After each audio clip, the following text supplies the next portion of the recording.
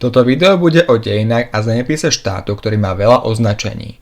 Najpoužívanejšie sú odvodené až z 5 základov.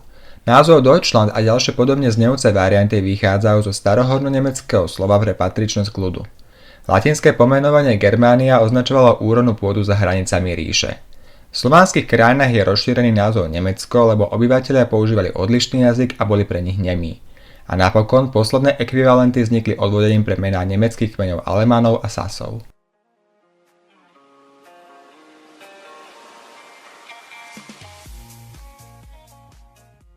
Nemecko leží v strednej Európe. Vyše 80 miliónový štát susedí s 9 krajinami. Dominantnou je nemecká národnosť a jazyk. Žije tu veľa menšín, a to najmä Turci či lužickí Srbi. Takmer polovica populácie je bez vyznania, štvrtina sa hlási k protestantskej a štvrtina ku katolíckej viere. Zem má mierne oceánske podnebie a vlhké kontinentálne podnebie s teplými letami. Sever krajiny tvorí nížina, v strede je vrchoviná pohoria a na juhu vyčnievajú Alpy. Štát patrí k chudobným na nerastné suroviny s výnimkou pár ložisk uhlia. Najvýznamnejšími riekami sú Rín, Dunaj a Labe. Známe je aj Bodamské jazero a ostrov Rujana. Nemecko má 16 národných parkov a žijú tu typické európske zvieratá. Národným symbolom je spolkový orol a bol tu vyšľachtený nemecký ovčiak. Charakteristickými plodinami sú obilniny, zemiaky, vinič či chmel, ktorý slúži k výrobe piva. Krajina je 4. najväčším hospodárstvom sveta a profituje z automobilového, elektrotechnického, strojárskeho ako aj chemického priemyslu. Nemecké výrobky sú vyhlásené vysokou kvalitou a spoľahlivosťou. Dopravná sieť patrí k najvyvinutejším na svete. Krajina má zozname hmotných pamiatok UNESCO 51 zastúpení. Nemecko je spolkovou krajinou, čiže federáciou tvorenou zo 16 celkov.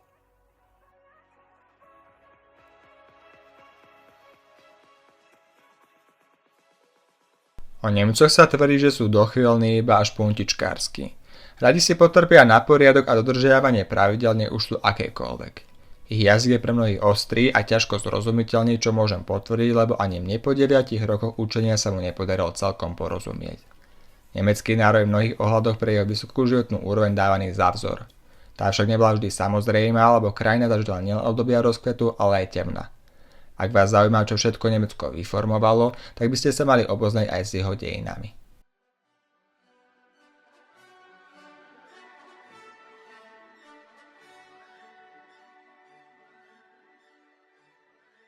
Územie súčasného Nemecka bolo osídlené od doby kamenej, čo dôkazom sú nálezy pri Heidelbergu, údolí Neandertal či súžka venúce z Hohlefels. V 5. storočí prinašli letopočtom ich územia osídlili Kelti, ktorí v 2. storočí prinašli letopočtom z severu vytlačili Germáni. Tí narazili na rozpínajúcu sa rímsku ríšu, ktoré expanziou porazili v roku 9 bitke pri Teutoburskom lese.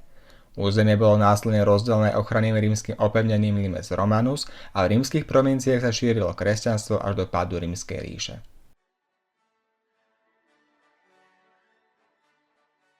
Na troskách západu Rímskej ríše na prelome 5. a 6. storočia germánske kmene vytvorili Franskú ríšu.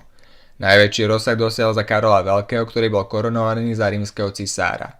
V roku 843 sa na základe Verdunské zmluvy ríša rozdelila na časti a na tomto území vzniklo Reikunum Teutonicum, čo je nemecké kráľovstvo na čele s Ľudovítom Nemcom, ktoré sa snažilo podmaniť aj Veľkú Moravu.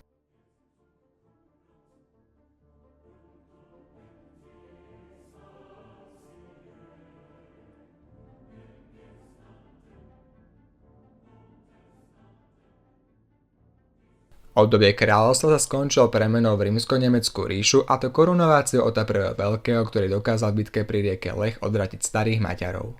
Vznik cisárstva neznamenal vytvorenie jednotného nemeckého štátu. Územie bolo výrazne dezintegrované. Bránil v tom odpor lokálnych vládcov a skutočnosť, že titul cisára bol volený a nie dedičný. Ríša stála na feudálnych vzťahoch a bola voľným spojením viac menej samostatných politicko-teritoriálnych útvarov. Tento stav dokonca pretrval aj v období stavovskej monarchie, keď sa inde v Európe centralizovala moc a pretrvával až do konca existencie ríše. Císarská politika sa na prelome 11. storočia dostala do konfliktu s pápežom pre právo dosadzovať úrady. Tento spor o investitúru bol vyriešený po císarovej púti do Cannosy-Wormským konkordátom. Kresťanstvo zohrávalo v vrcholnom stredoveku dôležitú úlohu, a k jeho obhajobe sa uskutočnili križiacké výpravy. Okrem toho, že územie ríše bolo fragmentované, bola aj feudálna spoločnosť rozdelená do niekoľkých stavov, pre ktorú bol typický aj právny partikularizmus, čiže každý stav sa spravoval vlastným právom. V mestách sa remeselníci združovali a vytvárali cechy. Spolok Hanzových miest prispel k rozvoju hospodárstva v prímorských oblastiach. Pre obdobie vrcholného stredoveku bola typická aj germánska kolonizácia východných území, čiže osídlung, ktoré výrazne dopomohli panovníci Friedrich I. Barbarossa či Friedrich II., za ktorého vlády rád nemeckých rytierov začal s kristianizáciou Prusov pri Baltskom mori. Za významného cisára neskorého stredoveku možno považovať Karla IV. Z rodu Luxemburgovcov, za ktorého vlády bola v Prahe otvorená prvá univerzita v ríši. Posledným cisárom z tohto rodu sa stal Žigmund, ktorý nemohol konsolidovať moc pre husitské povstania v Čechách.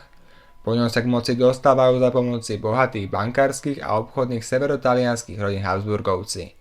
V tomto období bol celok známy už ako Svätá ríša rímska národa nemeckého.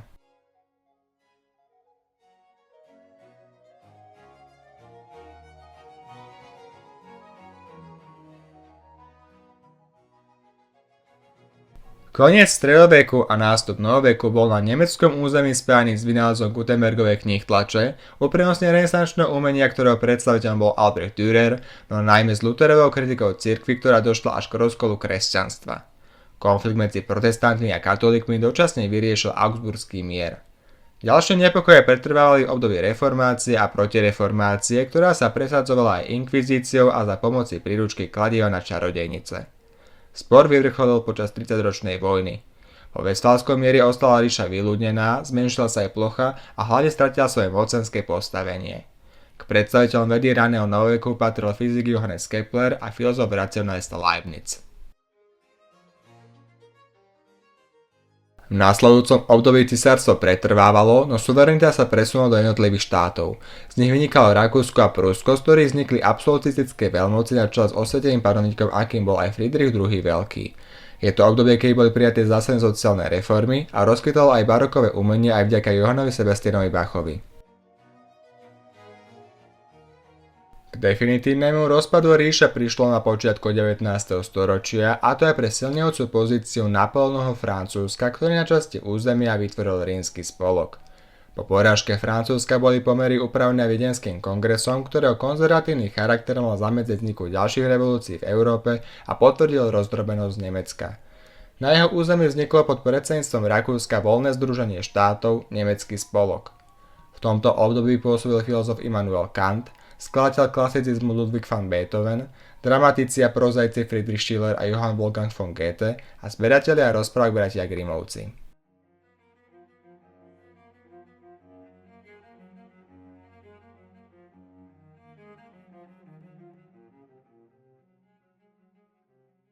Objavené národné povedomie sa stalo predpokladom úsilia zjednotenia krajín do jedného národného štátu. Nespokojnosť usporiadaním vyvrcholila v revolúcii v roku 1848, počas ktorej sa na Frankfurtskom sneme presadil návrh vytvorenia malého Nemecka bez Rakúska. Snahy zabrzdilo potlačenie revolúcie vojenskou silou, po ktorom sa ešte zvýšila emigrácia do zámoria.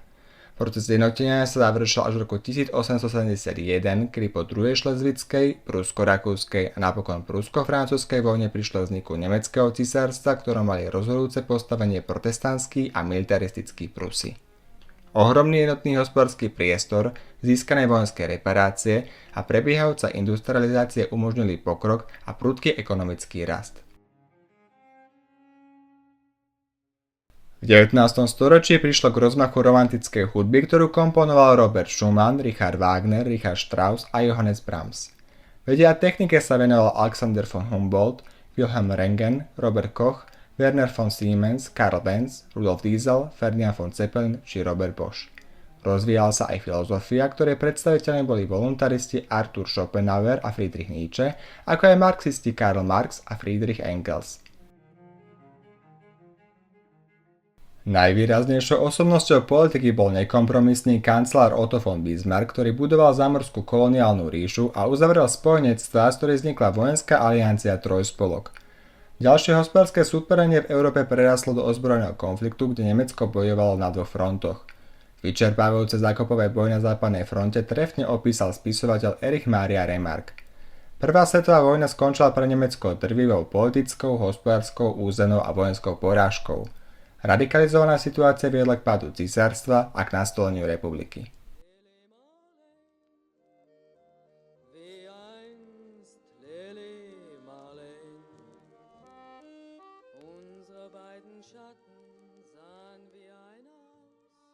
Pre Weimarskú republiku boli typické ostré sociálne nepokoje, radikalizácia politickej scény, vysoká inflácia a nezamestnanosť. Situácia sa vyhrotila po vypuknutí svetovej hospodárskej krízy. V nadchádzajúcich demokratických voľbách zvíťazili nacisti na čele s Adolfom Hitlerom, ktorí postupnými krokmi prebrali všetku moc v štáte, zničili jeho demokratické zriadenie a nahradili ho vodcovským princípom. V medzivojnovom období vznikla umelecká škola Bauhaus, pôsobili fyzici Albert Einstein a Max Planck a publikovali spisovatelia Hermann Hesse ako aj Thomas Mann. Štátna ideológia nacistickej diktatúry sa opierala o rasizmus a antisemitizmus. Holokaust bola štátom riadená a plánovaná genocída Židov. Oskar Schindler bol jedným z mála záchrancov životov pred záhubou v koncentračných táboroch. Nacisti sa snažili vytvorenie priestorov pre nordicko-árijskú rasu, čo v dôsledku sa Tretia ríša rozšírila o Rakúsko, Československé Sudety a po vyvolanej druhej svetovej vojne o ďalšie územia. Porazenie nacistického Nemecka prišlo k rozpadu štátu, no najmä k ukončeniu najkrvavejšieho konfliktu v dejinách ľudstva, po ktorom zostalo Nemcom dejstvo viny a hanby.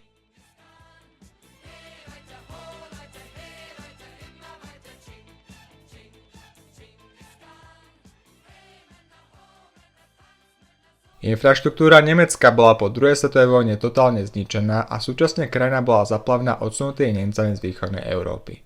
Krajina, a zvlášť aj Berlín, bol rozdelený na 4 okupačné zóny. K zjednoteniu do jedného štátu bránila studená vojna. Na nemeckom území sa vyformovali dva štáty rozdelené železnou oponou, Spolková republika Nemecko s západným Berlínom a Nemecká demokratická republika. Kým východné Nemecko sa stalo pevnou súčasťou sovietskeho bloku, tak západné Nemecko pod vedením Konrada Adenauera sa stalo iniciátorom európskej integrácie. Jeho hospodárstvo aj pre aktivity podnikateľov so športovým oblečením bratov Dasslerových výrazne prosperovalo. Ani vybudovanie Berlínskeho múru nedokázal udržať vládu vo východnom Nemecku, ktorého režim padol a prišlo následne k vytúženému zjednoteniu Nemecka v roku 1990.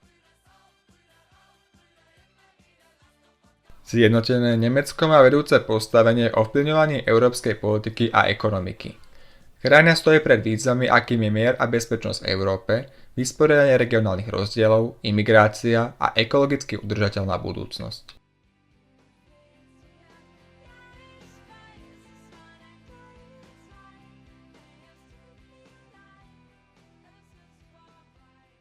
O nemeckom národnom štáte možno tvrdiť, že vznikol s oneskorením. Bolo preň typické hľadanie identity, ktorá dala možnosť vzniku silnému nacionalizmu, ktorý pre zmenu vyústil do katastrof 20. storočia.